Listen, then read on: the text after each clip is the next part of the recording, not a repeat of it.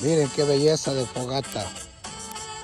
Bueno, aquí en este lugar donde vivo yo, es un lugar helado, que uno pasa sufriendo en la época de invierno, queriendo salir el calorcito.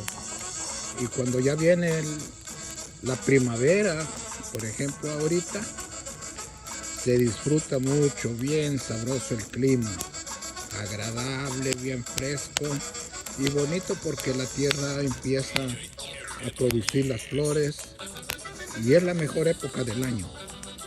Y quiero que vean que uno sale afuera de la casa a disfrutar un momento calentándose alrededor de la fogata y como familia se disfruta y es muy sabroso estos momentos agradables que uno puede vivir con su familia. Y acabamos de comer pollo asado, imagínense, un lugar, un día bien aprovechado comiendo bien pollo asado,